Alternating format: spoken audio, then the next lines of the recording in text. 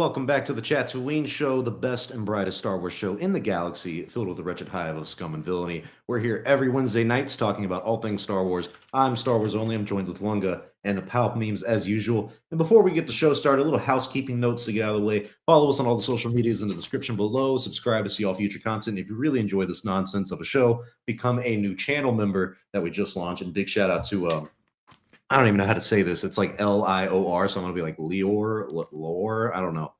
Lore M is our very first channel. The guy, our boy. You know, home dog. I can actually put him in the chat. I forgot about that since we're chatting. I can actually put them. Here we go. How come I don't get access to the emojis? How come I can't get the emojis? I don't know. You gotta be logged. You got to be logged in as Chatooine. I'm not paying you guys. I'm not. I'll just do this. You don't have to. Paying us. Are you not listening? I said you need to be logged in as Chatooine. No, I'm logged in as Chatooine.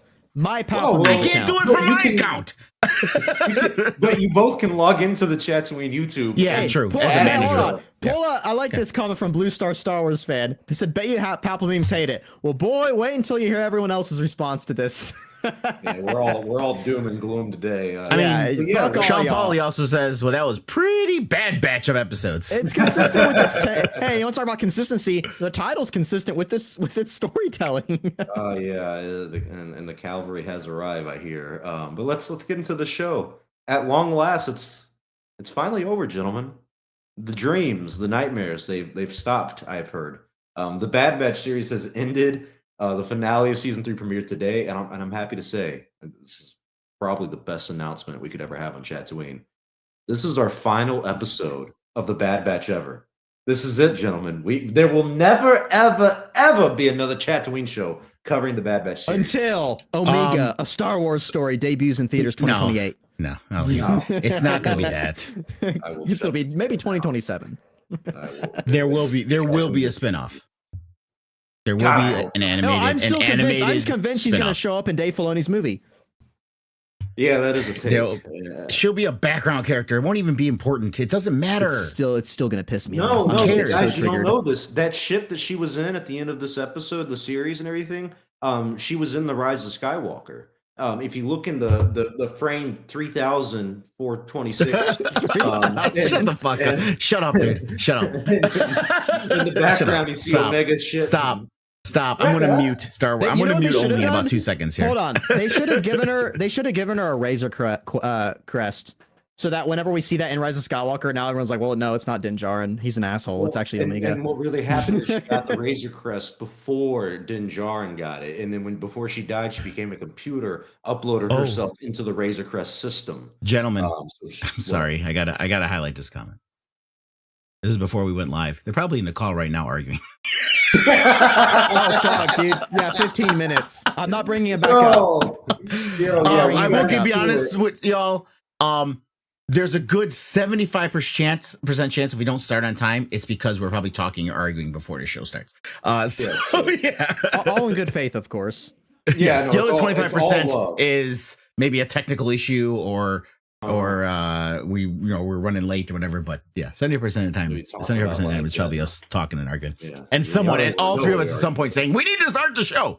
Yeah. The whole reason we started when we did it is because I was like, all right, we're getting too deep into this because we would have been going for a good while. But that's Chatooine for you guys. So how happy, fucking happy are you two that this fucking show is over on a scale of 1 to 10? I hate that it took an hour out of my day, but whatever.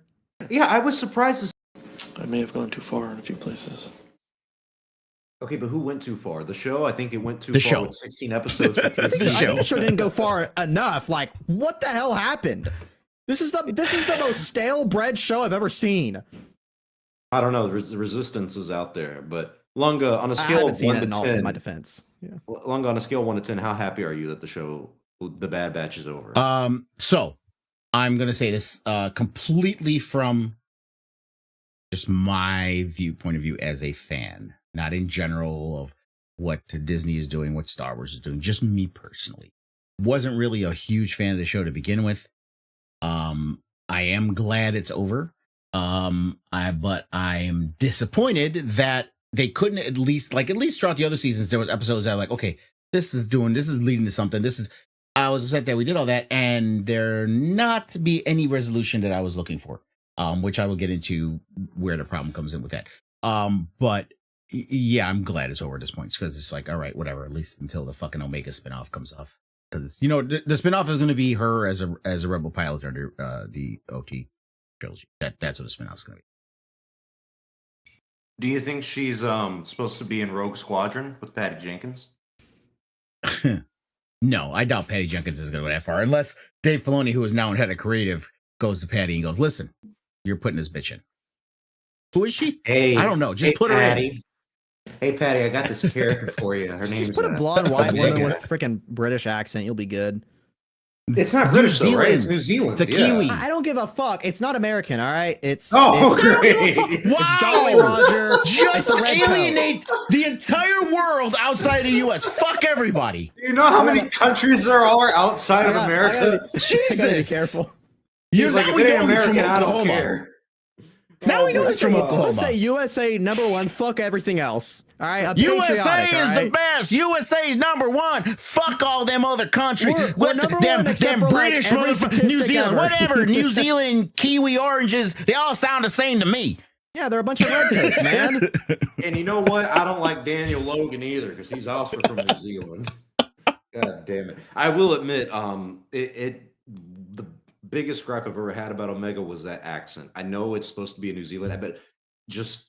And it literally is. It's. I mean, she's an Asian woman, but she's a native New Zealander, so that is her accent. It's not like someone trying to do a New Zealand accent.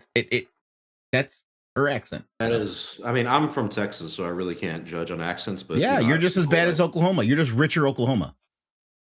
And bigger, better. Everything's bigger. You know, we're actually on the map. When Except people the think of brains. America. Oh yeah, no, we got no brains. Oh my gosh, those have been gone for a long, long time, sir.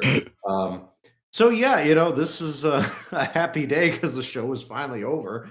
I have to say, I'm ecstatic that it's over, and I'm of course disappointed. Like I can't believe I've given the show so much of my time, and it's so different from when it started. You know, like when we first started watching this show. And mind you, Chatooine and the Bad Batch have kind of been synonymous with each other for a very long time now. When people say Bad Batch, they think of Unfortunately. Chatooine. When people say Chatooine, they think of Bad Batch because the two shows have been so intertwined. Unfortunately, unlike the Mandalorian, No show they make has ever cameos covered in Bad something Batch. more that they couldn't stand than us. It's Oh yeah, I would agree with that. I mean, honestly, like say what you will about us, you know, if we're not the biggest show or anything like that at the moment. We're growing constantly. Things are getting better every day by day. But if we don't like something, we still cover it. Like we are diehard Star Wars fans. Where even though we know, and it we wasn't aren't hate gonna like watching stuff, either, because there was certain things we enjoyed. We wanted this. This is the thing I give us credit for is we will give you a fair shot. We did not write the show off at any point. Even though from the beginning, I think we were very gracious towards it in the beginning. That first season, looking back, I think the first season is the best of it because there's so many episodes from that where I'm like, okay, actually, you know, I really liked that one. The way they did this, like even the one with Cad Bane and Hunter, the little standoff at the end, and you see Hunter's POV in his helmet. I liked that. There are aspects of that show in the beginning that caught a lot of our attention that we were like, you know, that wasn't too bad and everything. But there's so many things that kind of turned us off along the way. But we gave it a fair shot. You can't say that we didn't try and that we're just haters or something like that. Like, no, we watched it because we want to enjoy it. We want to like these things. Unfortunately, of course, we really didn't. So let's get into this series finale now that the show is completely over and everything. What was your initial thoughts the second that camera faded to black and it was all ogre, as they say, and it's never ogre, but this time it's ogre. Why the fuck are they all still alive? The second coming of Christ occurred. Omega. That was the my rapture thing. happened. The rapture happened. I mean, angels were and singing. the end scene with her, it wasn't. I mean, it has nothing to do with the series, right? It's just setting up whatever spinoff they want to do. That's what that is, okay? Or giving you an epilogue, okay? So it has nothing to do with the events of the whole series, except for, this is coming because, she's always been that kind of person. Sure. I wasn't mad about that part. As I was mad about the end with them her and Hunter and Wrecker and all and just all sitting on Paboo, happy. Everybody's there. Everybody live. Everyone survived. Everyone made it great despite all these clues they were giving us. Okay, and not even the clues, but me thematically. Maybe I should save this part.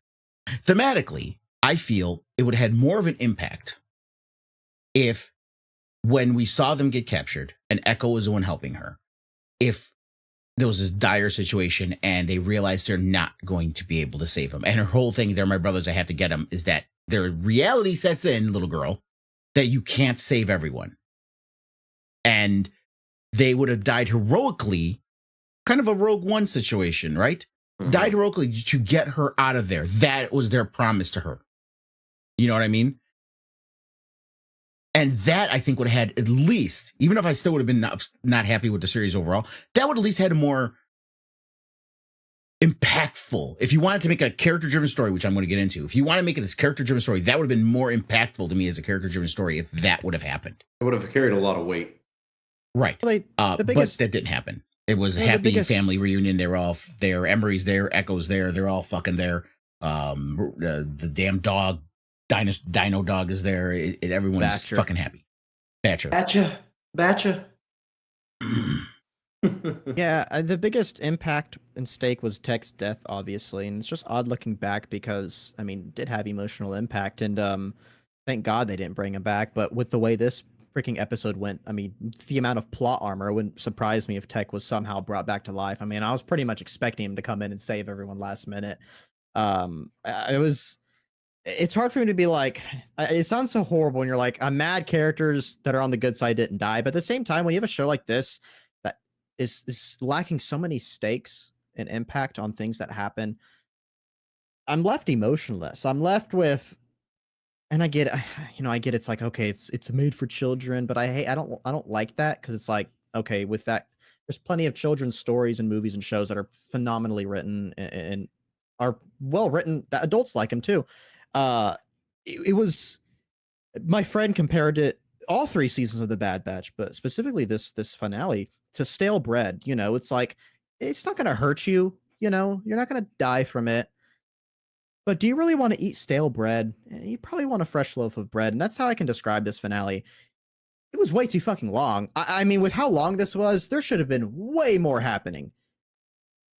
And so they tried a prison arc scene, and if you remember, a phenomenal show, People Who Think I Hate Everything, Andor, with their prison arc. I mean, just beautiful scene. They clearly tried to replicate this with that here in this finale, and yeah, it didn't work so well. I honestly wanted to see more of the clones doing stuff, but you know, whatever. It was a letdown in the sense of, like, it could have been so much more, and I don't know if you guys want to talk about Necromancer right now, but it was so freaking frustrating whenever Nala is being told by that commander, hey, tell me everything about this at gunpoint, and then they fucking cut. They just cut. Rampart. Yeah. Why would you do that? You have this one thing that I think all 3 of us were kind of unanimously agreed upon. We're like, okay, if they kind of continue this idea forward and give us some information about that, okay, I'm going to be more invested. They fucking didn't. And they could have did that without hurting the character-driven story. The character-driven story could have still continued as it was. 100%.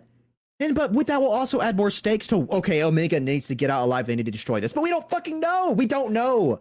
We can assume, it's about the Emperor's cloning, but we don't know. Not even do we not know.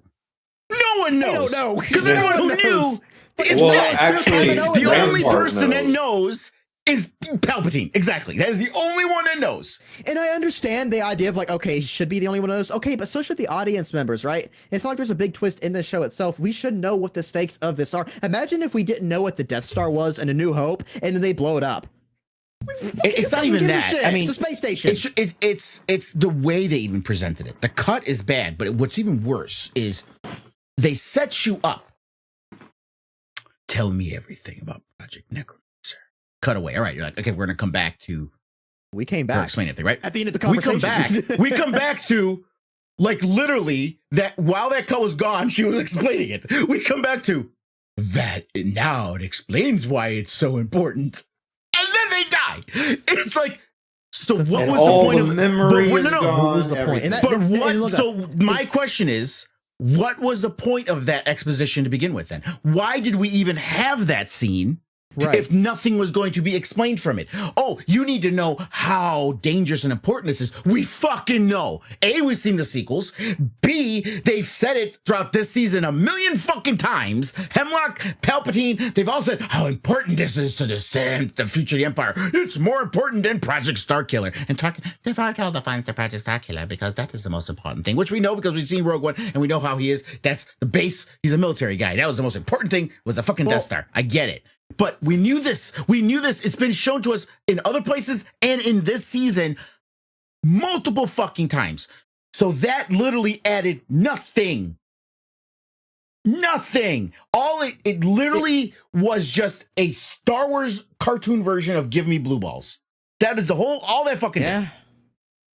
Yeah. I mean, and like to that point about everything, like we even got a random Project Stardust drop, which genuinely, I laughed. I was like, what was it? Stardust, right? Yeah. Yeah, I genuinely laughed. I was watching this at work and I was like, fuck off, Filoni.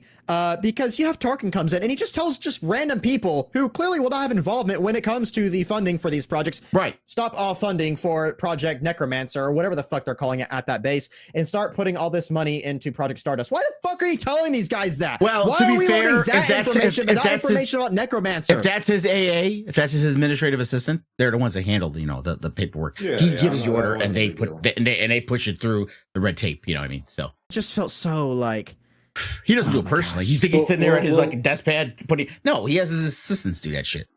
Well, let me give my take on this series finale and kind of like I guess the whole series in general at this point. Now that we're over with everything, like when Longo was talking about like the thematic stuff with this series, I feel like it was a little inconsistent because when it started out, they start with the clones and everything. It really does show kind of the ending of an era with the Clone Wars as the series has gone on, especially in the season 1, where you see Kamino completely empty and they bomb it and they destroy it and everything. Like stuff like that was impactful, I think.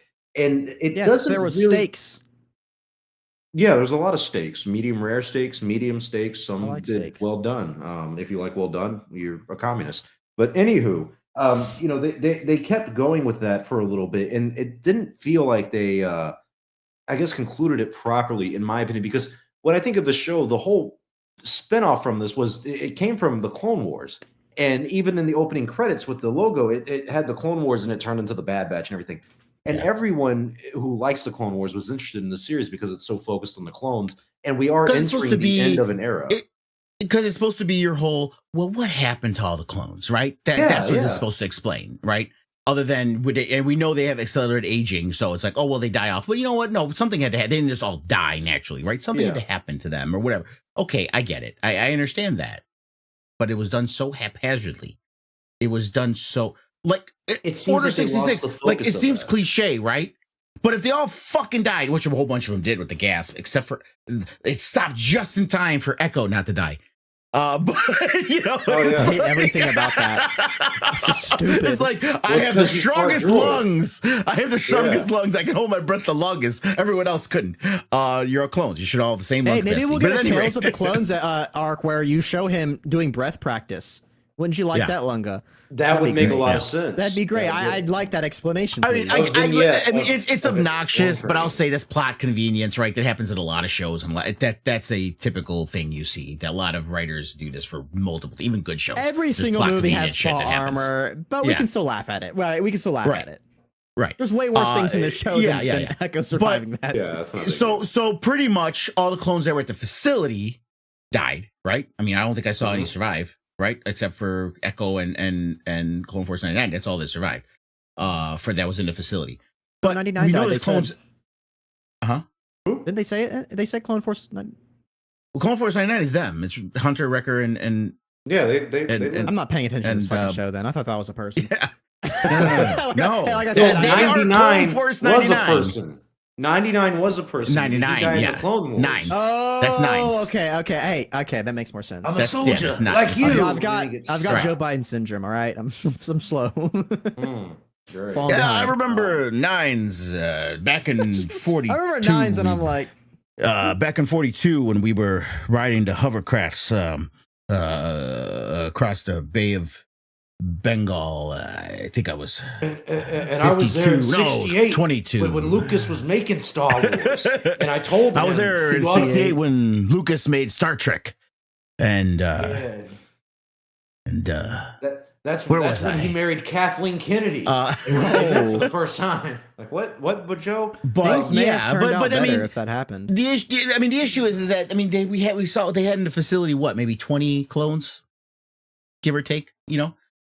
There's way more. Rex has some of his people, so there's a bunch of other people out there. So we know there's still clones out there. So it didn't really do that, right? It didn't wrap up the story of the clones, this is the problem with the show. I mean, it's simultaneously the point of the show and the problem of the show. The point of the show is a character-driven story, which I've said now a million times since we started this discussion for fucking years. Okay.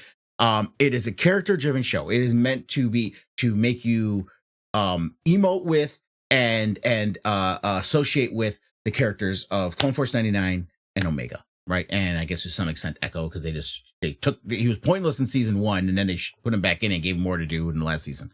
So they kind of, it was about that, right? It was about the emotional impact of the clones and to see, what the clones went through, these clones went through, and emote with them. Okay, that was the point of the show. To a degree, they did that. To a degree, they failed at the end because of what I said, that it's like, you gave me no emotional impact. There was no emotional, okay, Tech died. And then the emotional impact you give me is reminding me Tech died. And then at the end again, reminding me again with the fucking goggles that are still sitting there. You know what would be more impactful? Is if they died and then it cuts to black and then we see Omega grown up preparing to go and looking at a picture of them. That would have been, well, I would have hated the show. I would have been like, I would have been like, my heart. Okay, I would have given that at least a 4 out of 10. There's no emotional aspects of the show, because I will say, when she reunites with Wrecker and Hunter after being gone for like 4 or 6 months in the beginning of the show, it's annoying because, they get back together like so quick, at least in terms of episodes. It's like 2-3 episodes in, they're already reunited. She literally knew for 3 episodes, my brothers are here. It's like... Yeah.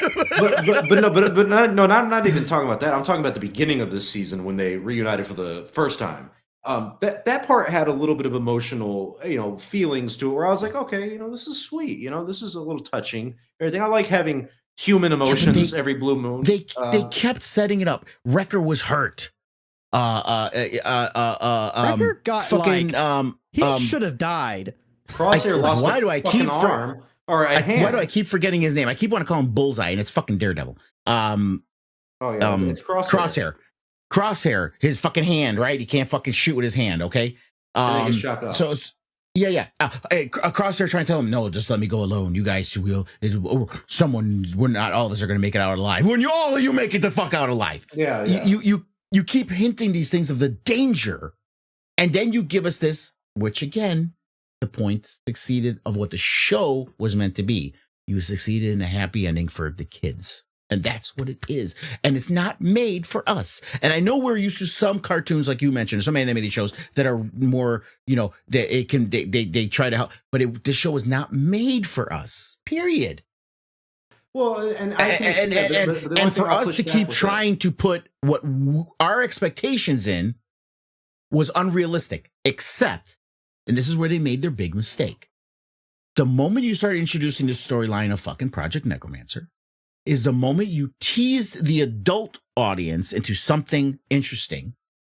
And then you absolutely did Chekhov's gun, right? You put a gun in the room, expect it to be used later. Otherwise, don't put the gun in the fucking room. Exactly. Okay. Don't talk and about that's what you did. That's what you did with this. You put out this big fucking matzo ball just hanging there, and then it was just left hanging there. Well, the whole point of that was to get people to talk about the show, but I don't want to say I'm pushing back on the idea that the show isn't made for us, because I will argue that a show like this, and even Tales of the Empire, Tales of the Jedi, and Bad Batch, these are meant for diehard Star Wars fans. And I understand that, yes, these some are geared towards kids, but when I look at I'll use Harry Potter and Clone Wars as an example. What's your definition of diehard?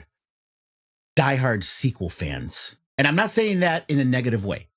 I mean somebody who is that's because clearly the Bad Batch is meant in reference to things like Clone Wars, maybe even a little bit of stuff in the future, of course. Like they tie into a lot of things that you would only really know if you're a diehard Star Wars fan and everything. Like you have to kind of be caught up Don't for a underestimate lot the of this stuff. diehard sequel fans. They're not ignorant. They can make excuses on why things make sense. Okay. But Well, wait, it doesn't mean they're I'm not talking ignorant. about them, And though. I think I'm that's not one of the biggest separating them. misconceptions people have about sequel fans. They think, oh, they don't know the prequel. They don't know the history of Star Wars. Well, They no, do. but I'm not bringing them into this at all, though. I'm putting them in the same category as us who don't like the sequels, but we are diehard Star Wars fans. I'm talking about people who watch everything that comes out that is Star Wars. I would argue that's a lot of adults, honestly. And even with this is where I'm bringing in like the whole Harry Potter and the Clone Wars series because both of those stories went on for a very long time. And specifically with Harry Potter, the books and the movies, as the show or as the movies and the books went on, it went from very childlike in the beginning in the first movie or book, Philosopher's Stone. As time went on, it became a little bit more mature, a little bit. Same with the Clone Wars. It started off very kiddie, very child, and it kind of aged with its audience and everything. Sure. And so I understand. But you I understand what you're going to say kids is that don't mean this is a seven. kids thing. When I say kids, I don't know, necessarily mean 7, 8-year-olds. That's 15 to 18-year-olds too. Yeah, well, I highly doubt there's a bunch of 15 to 18-year-olds that are into the show. I mean, You don't watch? Oh yeah, I bet you. Oh yeah, there's a ton of Gen Zers. Oh yeah, oh yeah. If there was these people, yeah. If there were 2017 now, how long ago was Rise of Skywalker? That's 7 years ago. Okay. If these kids were 7, 8 years old when the sequels came out and they really enjoyed it, okay, think about prequel fans who watched the prequel movies as a little kid and then when the Clone Wars came out and watched that through their teen years, okay? It's the same situation. Yeah, but I don't feel like this is a direct tie into just the sequel fandom. I feel like this is more akin to what the Clone Wars and the prequel stuff because it's set in that era. I'm not saying this. You keep saying the sequel fandom, how like it doesn't. Well, they're not interested. Yes, they are because a lot of them are educated. I'm not saying they're not did go interested, back and watch the Clone Wars. They did go back and watch a lot of this stuff. Yeah, no, I absolutely understand and agree with that, but I'm not really like targeting the sequel fans in any specific way. I'm saying that I feel like the more target audience for this specific show would be the Clone Wars fandom because it came out after season 7. Season 7 was used to market this show. You know, and the target, it wasn't a target. The target was younger people. You keep trying to think, you're thinking, oh, but what kind of Star Wars fans? That's not what they're targeting. They're not saying which Star Wars fans are. That's not it. It's younger people that they brought in with the last season of Clone Wars. You understand? Because that's what they did. That would make sense. Yeah, and that's how they introduced Bad Batch. Because you saw a lot of younger viewers that watched that last season who might have either not gone back and watched the early ones, just enjoyed that, and got enough of an idea just from that last season to watch what everything comes after it, or maybe they went back and watched the Clone Wars. Okay, but that's the audience, the younger audience that's going to grow up with this. Okay, but I would say though, with this being a kids show, it did have from the get-go, from the very first season, it had a very darker tone to it than I feel like all of these Star Wars animated shows before it have. There's darker episodes in the Clone Wars that are, I guess, a little bit more scary, some darker scenes, I guess. But the premise of the show and what's going on in the galaxy and with these people specifically, it had, in my opinion, it felt like a darker presence of a show that, you know, that's why I do understand the frustration of it being such a happy ending because it was like, oh, well, this was a happy go merry ending for everybody. But throughout the entire show, it's been a very dark presence. And that's why I have the whole kid thing because I don't think kids would find the darkest. Let me explain to you where I'm coming from, okay? Because and it's because I have my fingers in so many pies and so many kind of nerddoms that this is why I understand this. Okay, let's say how many people are you poking in the face? No, not that kind of pie. But it's so there's only one that kind of pie that my fingers are going, not any others. But.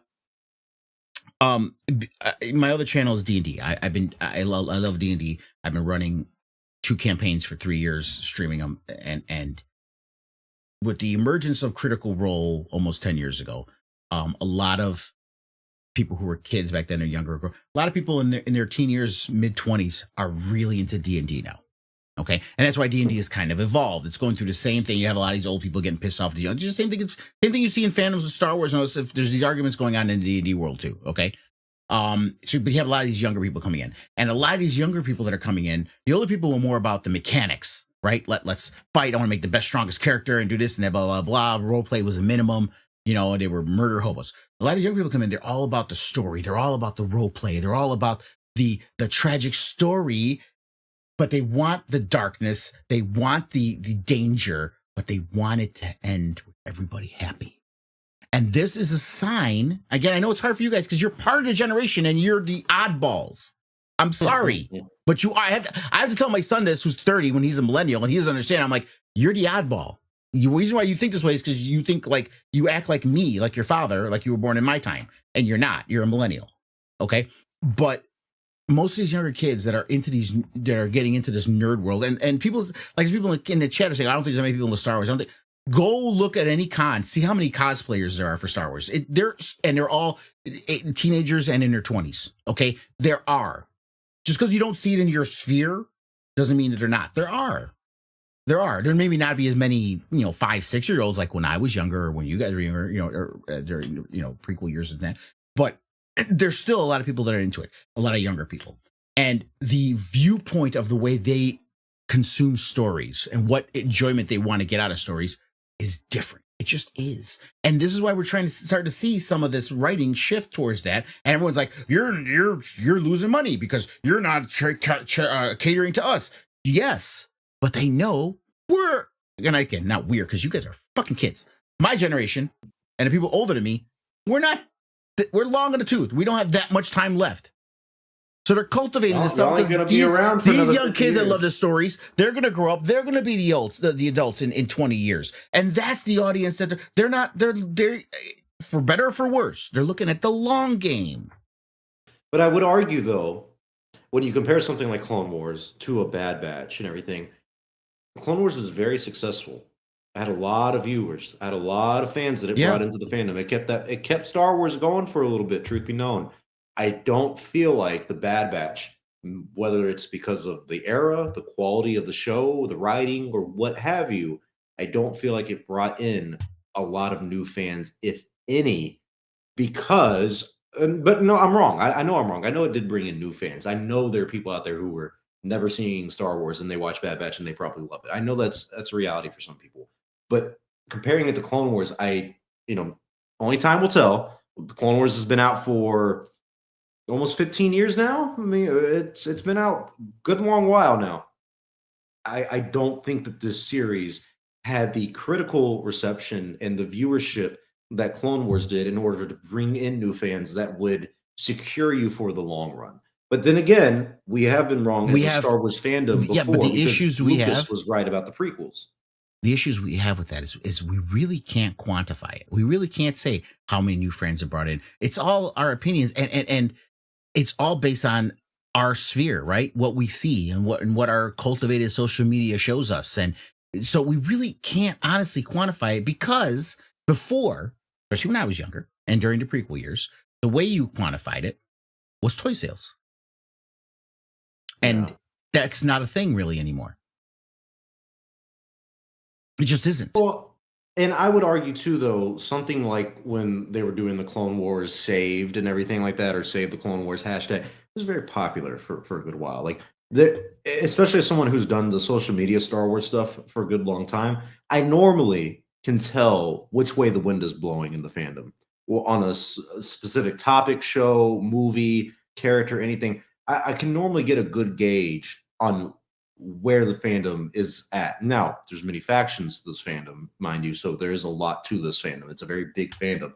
But with the Bad Batch and everything, I don't think it was all that popular amongst the Star Wars community and fandom. It didn't seem like extremely popular. But yet again, like I said, I think it was for the diehards of the Star Wars community in the world is to stay invested in something that is Star Wars, stay invested in something that keeps the story going.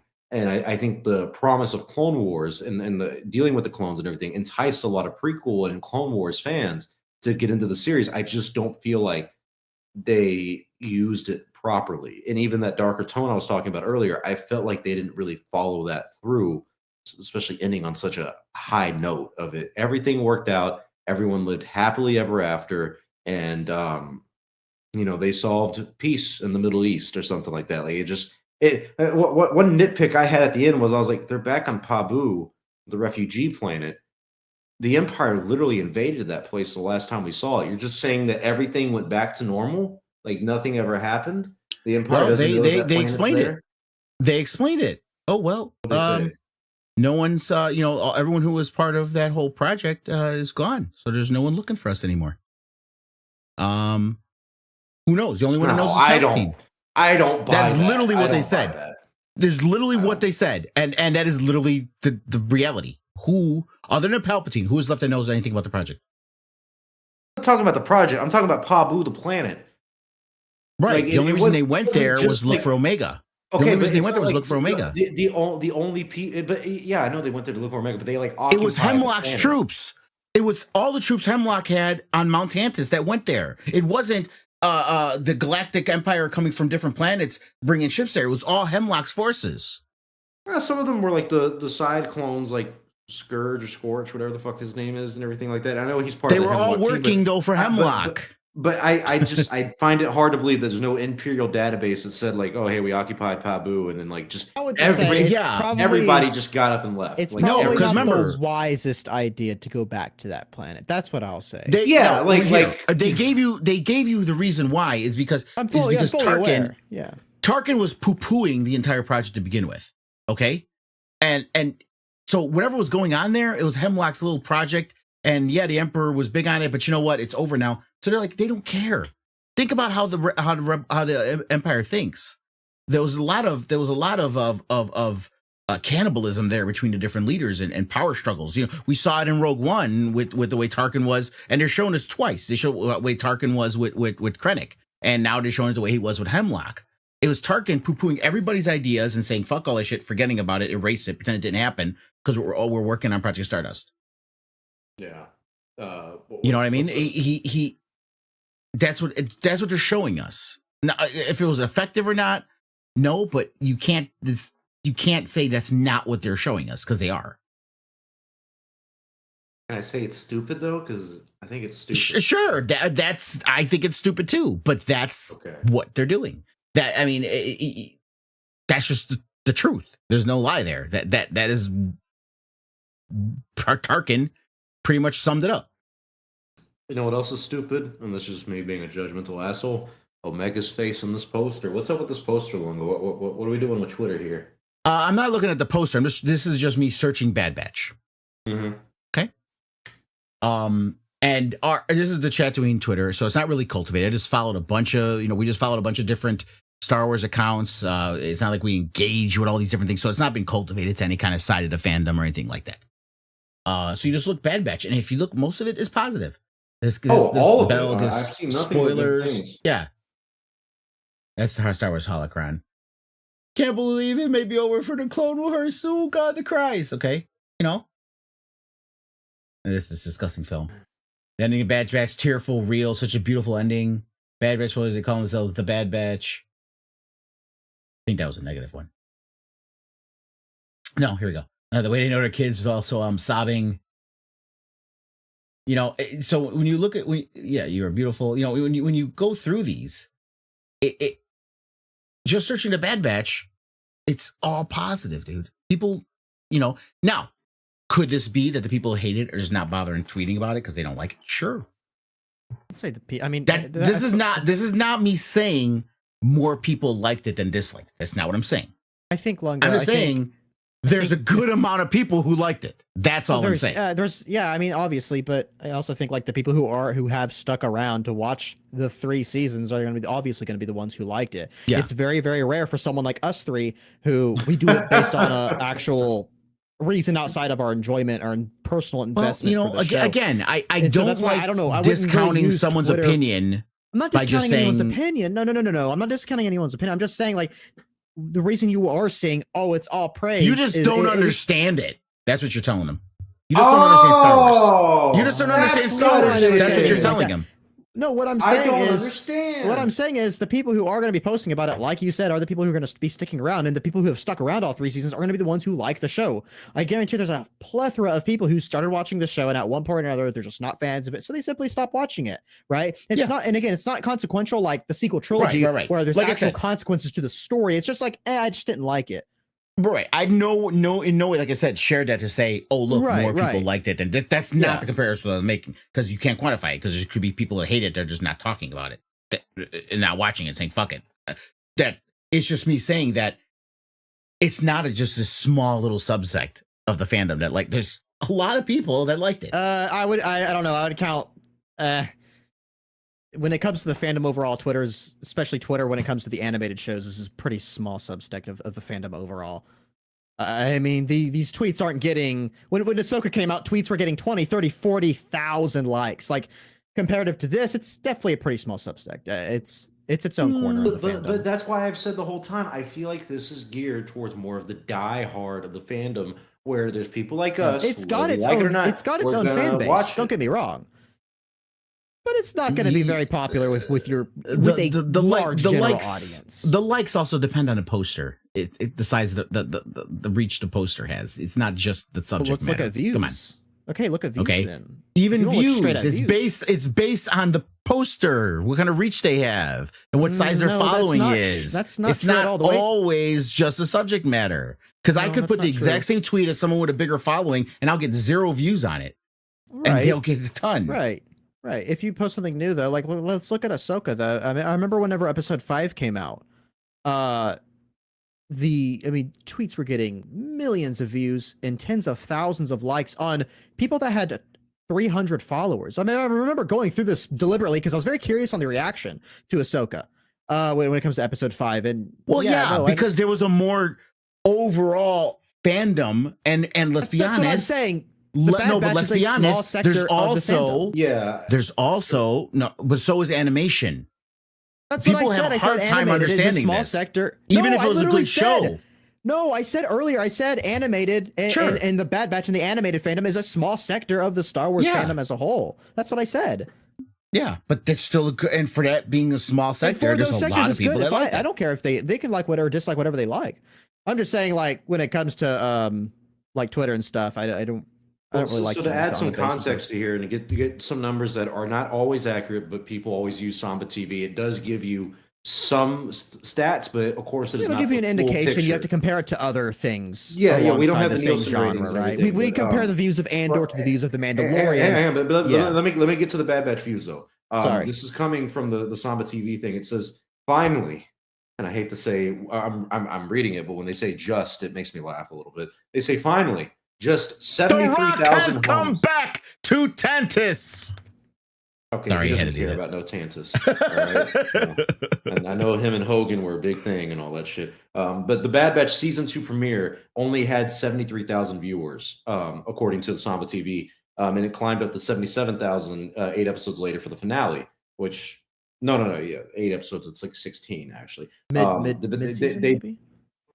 Oh, you might be right. Yeah. But they say that compares. They to probably don't have those numbers yet. 239. It says it compares to 239,000 when season 1 of the Bad Batch premiered. I mean, so that's a pretty big drop. Well, that's what I 240,000. said earlier. I guarantee there's a plethora of people, which is the words I use, that started watching the show, and for one reason or another they dropped off. And it's not consequential to where like they even care to talk about it. Like, let's say something in the sequel trilogy, where there's actual consequences to that. Here, this is just a nothing show. It's Well, it's stale not bread. like the sequels where it might have some box office implications on what you end up making in terms of profit, but I'm talking reactions.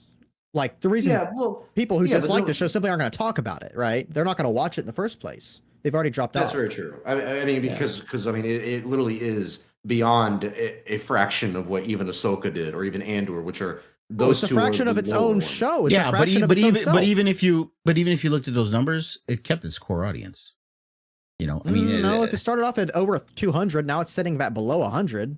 That's a big No, drop but off. no. What he's Okay. saying though is that 70,000 though, that 70,000 consistent. Stayed became steady. the core. Yeah, that became with the this core season, audience. 100%. Yeah, yeah. So it stayed. in that every margin. show of a big IP is going to have a huge first episode watching, because people are going to tune in to see if it's worth watching. What was the 200,000? Was it average or that was the season 1 premiere. That big. okay. But remember, also, I will say that was actually kind of a cool time. Also, because when I they did that don't premiere- believe, And it wasn't a that- bad episode. It was actually kind of exciting. No, it was actually pretty good. That's Because it what I was felt a saying. great It was a good transition. time. That's also not true. Pretty much all the Star Wars shows have had a complete like up and down between. So we have the numbers. I'll pull them up. No, They- go ahead. Except for the Mandalorian, because the Mandalorian season 1, I mean, but all the other shows, Ahsoka, Andor went up, of course. Book of Boba Fett, I know specifically, and Mando season 3, they were up and down when it comes to it. But it's a little different though, because Andor started off decent, but then it dropped after like the first arc or something like that. People lost interest, but it really Do you know started what I have a snowballing problem with up these as numbers time went for? on. The reason I have a problem with these numbers is because it's so hard to quantify streaming. Because you could have people that they're like, I have so many shows I'm watching, I'm going to watch it 3 months from now. I mean, there's so many people that do that, and those numbers don't always get. Still, they only do it during the premiere dates. when it launches normally. I When it They think only, it would be they only fair- calculate those numbers during the run, and then Right. they stop. And I would then say that's fine by me. I would say it's probably fair It's to not say for that me the with vast streaming. hold on. I would say it's fair to say that the vast majority of numbers of viewerships are going to occur within the actual running of the season. I think that's a pretty clear case, unless it's something like Breaking Bad, where it just blows up based on that popularity and how good of a show it is. Even Andor had this happen. Only Andor had something this happen. viral has must see TV. Game of Thrones was like that. Okay, it was must see TV.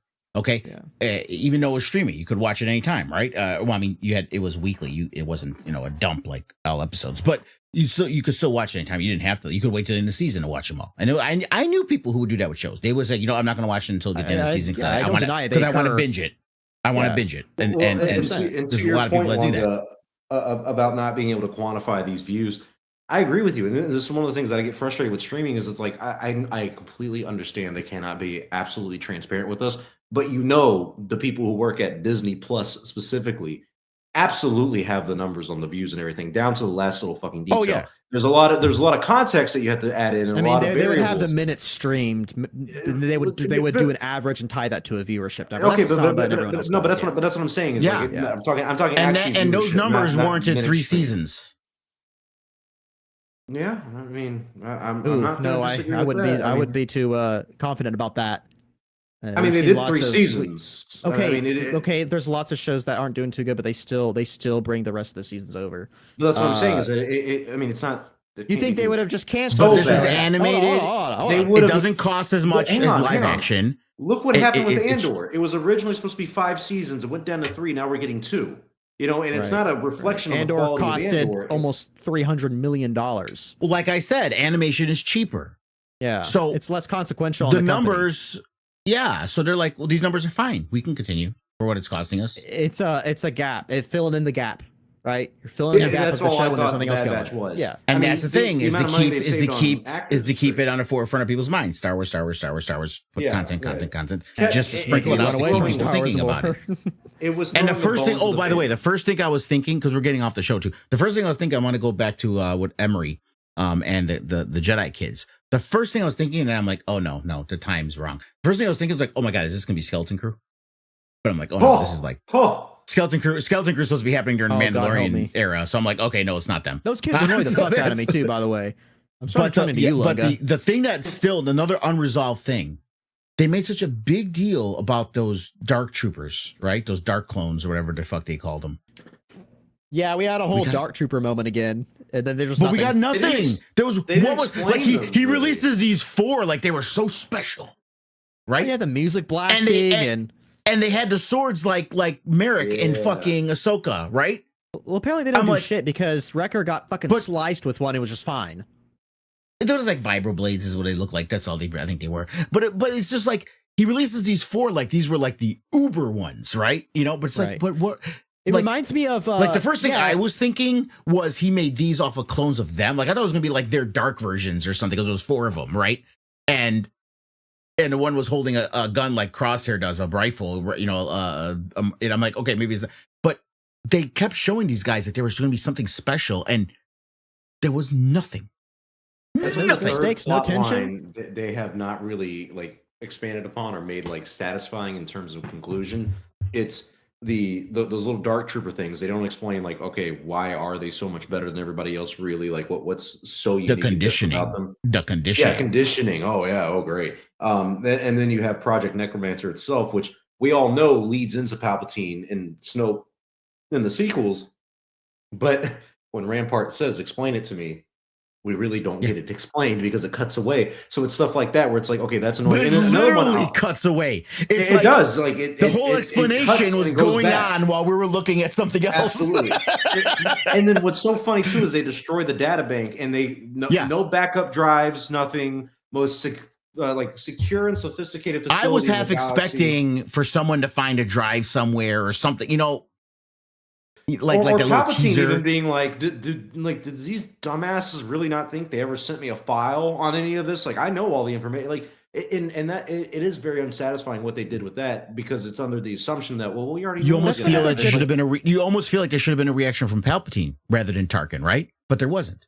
Well, and that's another thing too, is like Tarkin says we're diverting all funding from Project Necromancer to Stardust, but Palpatine even says in the show when he comes in the season, in season 3, he says something like, this is of the utmost importance to the future. So he's just okay with everything about this being flown to the wayside. There's no consequences. He doesn't find out. He doesn't get angry because we this should is have his gotten another future. Palpatine. But is Palpatine's whole thing is redundancies, right?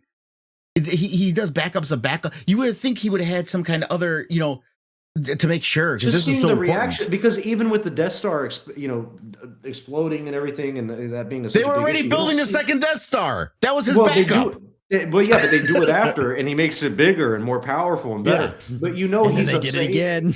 Yeah, but you see in the comic books that he's upset with Vader about it and everything. Like it's a failure on him and everything. Like Palpatine was not, and they struck back as Empire Strikes Back. They literally turned the attack onto the rebels and everything like that. So we don't see a reaction from him. And I don't want to go on a side point here, but I will say another thing too to me that was unsatisfying: the Zillo Beast thing. Since the Clone Wars, they've been teasing something huge because the lightsabers can't penetrate the armor, and Palpatine has his plans for it, this beast. I don't remember I know they captured the one from the Clone Wars, and this is probably that one that they've been working on. But I know there was a Zillo Beast episode in the Bad Batch series. I don't remember if the Empire captured it or not. But okay, so they have 2 Zillo Beasts technically. No, that's the one they captured is the one they have there on Tantus. That's the one they captured. That's the one they captured during the Bad Batch. It wasn't. No, it wasn't from that episode. That was. I think it was a different one. They went back and got it because the one from the episode just kept going. I think they didn't get that one, if I remember correctly. Which episode are you talking about? The Bad Batch one or the Clone Wars one? Bad Batch. Okay, because I don't remember if they had captured that one or not, but I know they captured the one for the Clone Wars to do experiments on. Clearly, I guess this is the one. That's that one. Yeah. Okay. Yeah. No progress on what that project was about either. Like, what are they building armor out of it? Are they copying the DNA? Yeah. If you read again, I don't know if they explained it anywhere, but if you read the wiki and stuff on it, it was about because its hide is resistant to blaster and lightsabers that he was looking to create some kind of armor. They were trying to experiment on it to figure out if they can create some kind of armor based off of whatever it makes the Zillo Beasts so impenetrable. Yeah, but and that was the whole point. But we know that never happens. Because no such thing exists like that throughout the whole original trilogy or sequel trilogy. They don't have it. So apparently they never figured it out. It would have been something if they were beginning the process of doing it or something like that, and these people screw up everything where it can never be replicated again or something like that, or all the only access to that material was the Zillo Beast armor or whatever. And because they destroyed all of it in some huge, giant nuclear explosion, they'd have to get another Zillo Beast to manufacture this stuff again. It's nigh on impossible to get that stuff going. There's nothing, like I said, satisfying to these, stories or plots that are being wrapped up that really makes you go, oh, okay. So that's what ended up happening with this, that, and the other. Even Rampart, they bring him in and he's kind of like a comedic villain. He doesn't get an arc really to him at all. It's just the same. He learns the whole plan just to die. Yeah, and we don't even get to hear the plan. That's you would think there's no reason for him to actually learn it, but maybe he learns it so we learn it, right? But no, no, we don't. It's just we're gonna kill him. And another thing too. Do we ever remember when Palpatine visits? And he sees the specimens and everything in that little secret vault room. We never saw anything inside there. Okay, Nope. I was about to Maybe say. it was the things that came out, the 4 things that came out that were released at the end they were supposed to be so special. I can't even know what we would call them at that point. Oh, like the animals. the No, saber-tooth because tiger his thing? remember, no, his specimens had to be. They were those things weren't force sensitive.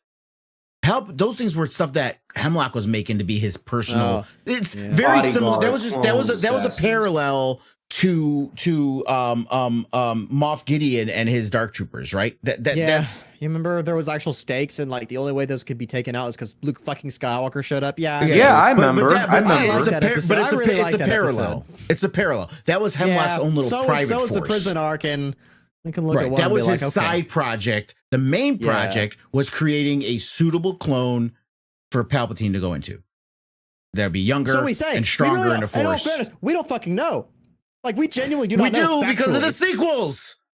No, because the sequels do not talk about Necromancer. This could be something completely different for all we know. All they did is give us a name to the plan that we knew nothing about until the sequels. That's all they did. All right. Well, let's kind of wrap up. And I hate to say it because this is kind of the last time we're ever really going to talk about this. This is the last time we'll ever talk about this thing. God, I love you. Thank you. Until the Omega spinoff. The movie. A lot of things. It's not a movie. It's going to be an animated show. And it's going to be heard during the original trilogy as a pilot. That's what it's going to be. 100%. And you're going to see. Can we mention when they were getting zapped in the brain when Hemlock was trying to do his conditioning? Why did fucking Hunter still have the bandana? Because he looks cool. They had to create a new model if they didn't do that. So he's got this fucking bandana on. Bandana. The fuck is a bandana? He was faking it. The bandana resists the conditioning. The bandana was actually. The real Bad Batch was the friends we made along the way. What's the question you're going to ask us, Star Wars only? Now that it's over, everybody kind of go around, give your final analysis of this entire series. Over 3 years on Chatooine, for 3 seasons, we have watched this show. We have seen it grow, change, the characters. We see the fandom reaction to it. We have all gone through so much in the past 3 years since the show has released. We've changed so much as humans. We really have. Like, especially our me and you, like, because we're younger. Crazy. True. Things the same. Mine hasn't. Your guys did. Mine has been static. Star Wars only and I, we have. You know what? It's easy to see all this great change happening when you're a fetus still. When you go from 20 to 24, 25. There's a lot going on right now. All right. I look at things in terms of decades, not years. So it's. I'm looking at. Anywho, on to the point. Now that it has been 3 years, it's been 3 seasons. We've started out enjoying this and have varied opinions on the show, but it's kind of remained consistent that we haven't been the biggest fans of it. Now that we know anything and everything we could know about the Bad Batch, now that it's all said and done, what are your final thoughts on this series? That at the end of it all, you're just like, this is how I view the show forever. Lunga, start us out.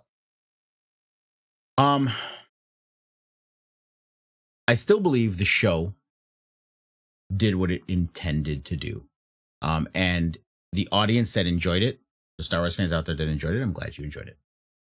And I'm not one of those people that says they should have never made this. Screw this show. Blah, blah, blah. It resonated with the people that it was meant to resonate with, right? My criticism is if that was your audience, don't give us a half-hearted attempt to draw in us. Just leave us dissatisfied at the end with these little things that are going to draw us in. To only just basically have them there just to bring us to watch it, but give us no conclusion to it. You should have just gone full force. Just go to that. Just give it to that audience that you wanted to give it to. That's it. Because at the end of the day, all you do is give us something that we watched that we're like, fuck it. What's the point of this? That likely. Go pick your side. Go one way or the other. Or at the very least, if you're going to bring stuff in there for us to enjoy it, then fulfill it. Right? Don't just leave it hanging. So it did that. So for those people, I'm glad you enjoyed it, and I'm glad you have something that you might want to rewatch. For me, it ended up being a big load of nothing. Because at no point throughout 3 seasons of this did I end up caring more for any of these characters. And that was the point of the show, was a character-driven show, right? Is to resonate and emote with these characters. And I am left after 3 seasons of not feeling any more for them than I did when they first appeared in the Clone Wars season 7. So it's load of nothing, basically, for me. It ends up being pointless. Before we go to Pal memes and then myself, Lunga, give us your rating for the entire series as a whole, 1 to 10. Now if we were just looking at it as a series and looking at what, for me as a fan, what it does for me and how it ended, it's a 3. All right, Pal memes. Give us your thoughts of the series as a whole now that it's all over, said and done with, and after that, give us your rating. Yeah, I'm with Lunga a lot on and I've always been this way. Like, people can like whatever they like, and I'm, more power to them. I know it has its fandom. I know I'm friends with a lot of people who like deeply love this show. I'm friends with someone who was invited to the premiere, and so I'm very happy for her and everyone else. For me personally, a lot of people know I'm very tired of these 2 eras. I'm tired of the Clone Wars. I'm tired of the Rebellion era. It's stale. It's oversaturated, and the stories they are giving to me, for the most part, are just not stories that are bringing me to love Star Wars more. And it seems like every time something new comes out, my excitement and ambition for Star Wars lessens, and that's very unfortunate. With this show, it's a very inconsequential show. It didn't break anything. It didn't hurt the story of Star Wars. It didn't break characters. But like Lunga said, it was just a nothing show. It was a nothing burger. If a burger could be an entire 3 freaking season series, it was so dull. I did not care for these characters. The character I liked the most was Hunter, and I think that's just because I kind of relate to him on the level of that kind of just the way he is. I've always liked that he's that kind of protector and provider and wants to sacrifice himself for other people and stuff because he just cares about them. I've always liked that. He reminded me of Aragorn from Lord of the Rings. But in terms of character development, character, depth, and information about the characters to get me to like him more, there's really not a whole lot there.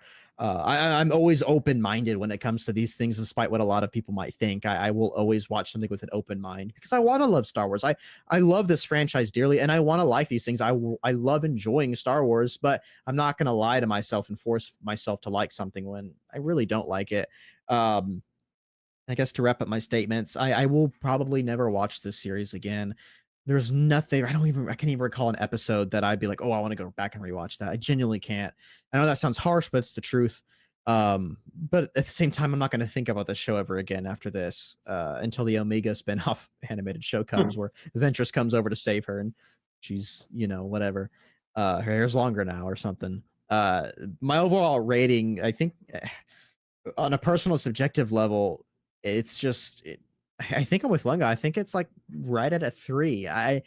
It might be more like a 2, but 2 is just such a low number. It's just, I almost feel bad giving it a 2, but I might have to give it a 2. There's really, I mean, I can't really name anything I genuinely liked about this show. It's not like it was a complete dumpster fire. It just, for me, it was just, there was nothing to it. There's nothing there for me. The cinematography was great. I give him props. Dave Filoni's a fantastic artist. As are is there cinematography in animated? I don't think there is cinematography in animated. There'd be cinematography. I guess the way you do shots, the way it looks, the visuals. I mean, there's shot selections and stuff. Yeah. And not to mention, it's all done like in a blender type where you do animated. Yeah. I'd say there's cinematography, but I think I'm gonna lower it down. I think be flat, brutally honest. For me personally, subjectively, like whatever the hell you want, more power to you. It's a 2. I actually have one complaint about the cinematography. And every time I watched almost every episode, I don't know why, I had to close my blinds because it's so dark. Mm-hmm. I couldn't see shit. Why, right? If there was any sun coming in through my windows, it was like that episode of House of the Dragon and people were complaining about, like, we couldn't see shit. I had to close the drapes because I couldn't see nothing. Right. I know why. What did you watch the show on? Disney Plus. No, like screen-wise. What, does anyone not have a flat panel TV? That's what everyone has. That's like all that's available now. I mean, is it HDR? What else are you going to watch it on? It's a 4K. It's a 4K TV. This is a side tangent. No, but that's the answer. If it's not in HDR, there's actually people on Twitter I remember talking about this show specifically. If it's not HDR, that's the reason. The blacks are horrible in it if it's not HDR. Yeah. The rendering for the Okay, non well, no, I'm not the there's guy there's that wants to other spend shows. $2,000 on a That's TV. Start. I wait till no, the TVs HDR are is way cheap $500. Yeah. All right, Yeah. let me get to my take and my point, so we can move on from this. I really share a lot of the same sentiments you guys said, especially about the fact like I am happy that there are people that enjoy this. I guess it is for a younger audience. I find it hard to really pinpoint where I feel like the show belongs in the Star Wars universe. I'm very indifferent towards it. I feel like it could have happened, it could have never happened, and I would have not really cared either way. I hate to say this, it does sound harsh.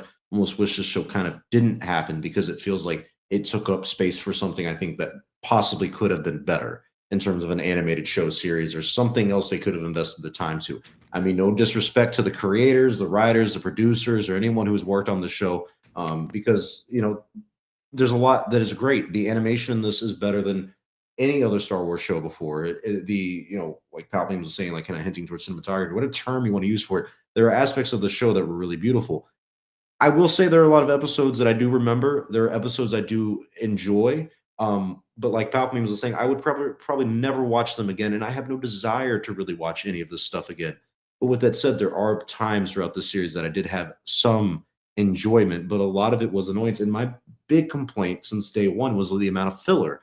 I mean, this show is 16 episodes long each season, and I could be honest, maybe 3 to 4 of them are actually worth watching in terms of progressing the plot and the story that they don't really ever play out. I feel like this show was just a nonstop tease for things that were to come that were going to be greater that never came. Even with the Ventress return, they made a huge deal of trying to say you're going to get this explained. You will understand this. We're not breaking canon or anything, and they explained nothing. They explained nothing about Project Necromancer. They explained nothing about the Zillow thing. It was nonstop teasing for really no payoff. I really don't feel like the story or the plot had a lot of payoff.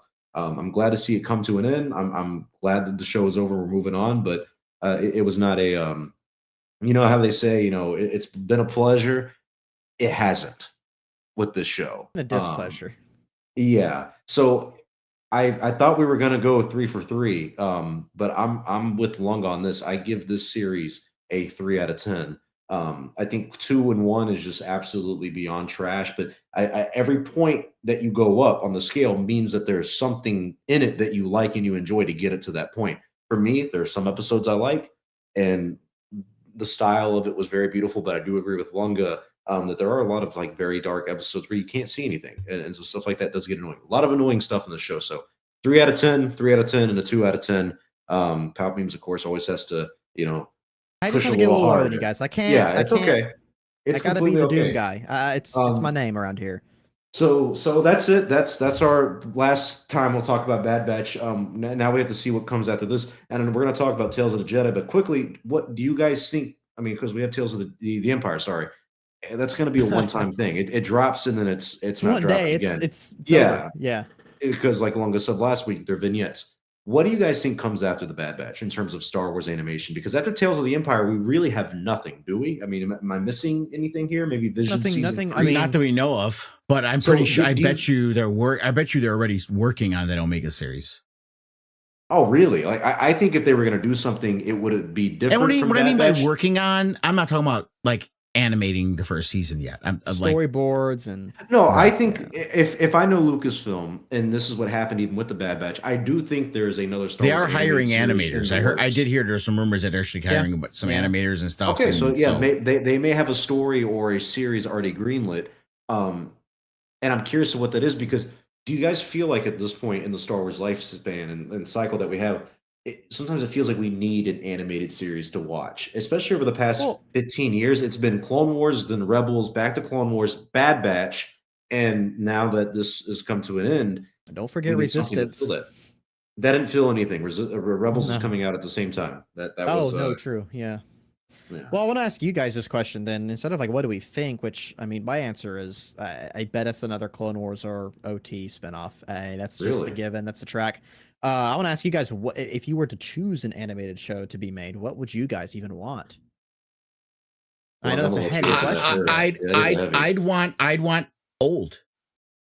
I mean, even High Republic. I'd be good with Yeah. High Republic. Yeah. I would be Because very okay that'd with be that. that'd be so fresh and new, right? There's zero expectations, right? Other than how a Jedi does things, but even that's a little bit different because Jedi were a little different in High Republic than the Jedis were used to. They can even take what was shown in like Eclipse. You had that new faction going against the Jedi and stuff like that'd be a really cool thing to see in animated if they can't fulfill it in the game. And what's going to happen is if they do make a High Republic, me and Only are going to be bitching. It's like they didn't do nothing from the books. They just threw everything from the books. Oh yeah. Especially as people who enjoyed that first wave. But me and you need to catch up on phase 2 because I have not kept up to date. But to give you my answer, and I'm sorry, Pop Memes. I am so fucking sorry. I'm going to let you know right now. I love you and I respect you, and I think very highly of you. I'm picking a Jango Fett animated show set during the Phantom Menace timeline. You're the reason we're in the position we are in right now with Star Wars. I'm sorry. It's seeing the true beginning of everything with the Clone Wars is a really good cherry on top. I don't ever talk about fucking berries ever fucking again. Don't tell me. Yeah, remember Eric? Oh, I remember Chewbacca. You're a traitor. You are a traitor to the show. I'm sorry. As someone who grew up with the Bounty Hunter game, I really, and this is go play a Bounty Hunter game. Hang on, brother. Hear me out. All right. There is a timeline between the Phantom Menace and Attack of the Clones that is 10 years long.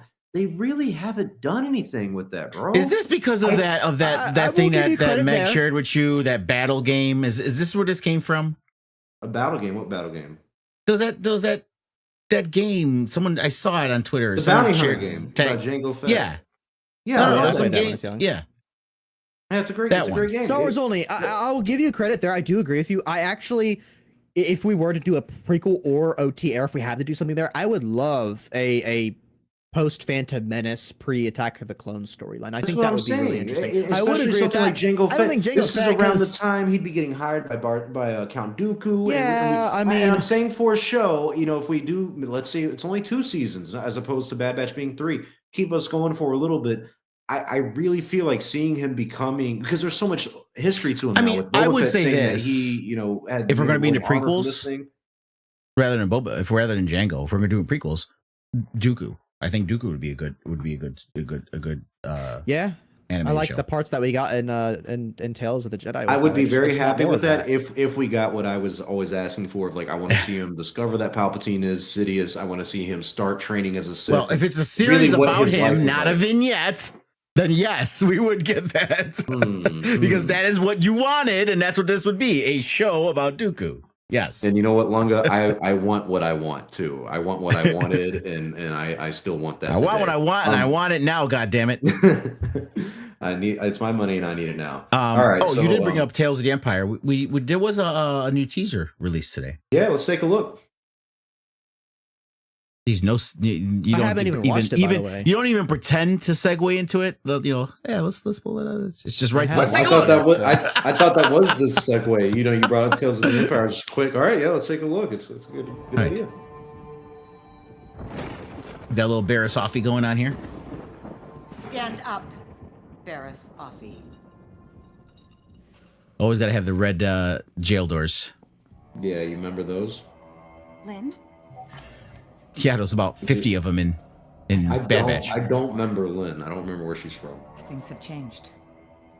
What does the Jedi Council want? I am not here on behalf of the Council. They kind of just left you to die, Barriss, so it doesn't matter. You are serving a life sentence for crimes Yeah, against life the sentence Republic.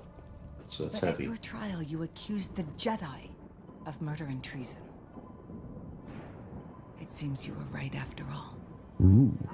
Dun. The Jedi tried to assassinate Chancellor Palpatine. Fake news. What does this mean for me? It's just locker room talk. It means Yeah. I'm here to present you with an opportunity, Barriss. See, I like the drama they're giving us in that. I do. The dialogue in that is already better than I think some of what we saw in Yeah. even Tales of the Jedi, because some of the things in Tales of the Jedi were just kind of basic, simple things of Qui-Gon is dead. Got to move on. I like the drama of it. I like the tone of it. Definitely better than Tales of the Jedi tone. So, I might enjoy this one more than I did Jedi. So, I'm excited for it, and you guys should be too. That drops May 4th, this Saturday. and we'll be covering it next week on the Chatooine show, May 8th. We'll be doing that, and then I had the schedule from last week. I don't have it for this week, so I do apologize. But yeah, next week we're doing the Tales of the Empire, May 8th. It's going to be a good time. Are you guys watching The Phantom Menace this weekend at all to see that I'll new be there. Acolyte? Yeah, after I got tickets for after work. I listen. I couldn't because of work and life situations. I couldn't get out to see the OTs when they came back. Right. I am making concerted effort not to go see the prequel trilogy just because it's like I feel like it's like, dude, you couldn't find time to see him at the OTs at the theater again, and you're gonna go out to see the fucking Phantom Menace. Well, but also, Longa, you've seen all of them in theaters. You got to think from someone like me and Palpatine, who are a younger generation. I never got to see the Phantom Menace in theaters. And here's the funny thing: if you guys have noticed, I don't know if you look, but there's like a bunch of stuff this month or so in the summer being like re-released at theaters. Okay, the prequels are just one of it. Indiana Jones is also being re-released. Spider-Man, the trilogy. Yeah, Spider-Man's happening right now. Transformers, the animated. It's 40th anniversary of Transformers, the movie.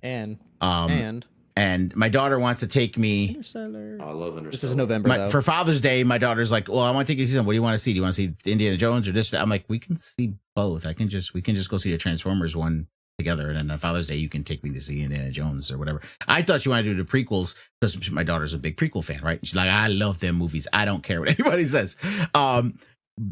But I told her about the prequels. She's like, "No, fuck that. I can watch that shit at home." I'm like, "Okay."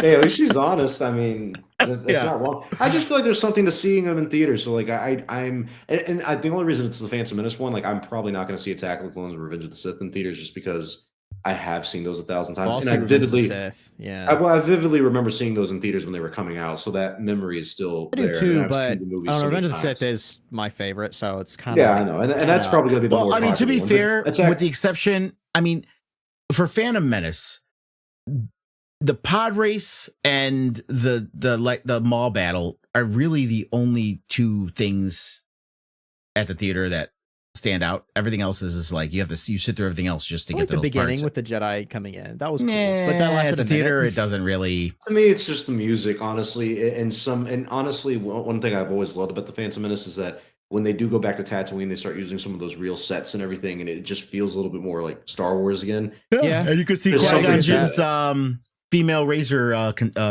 communicator.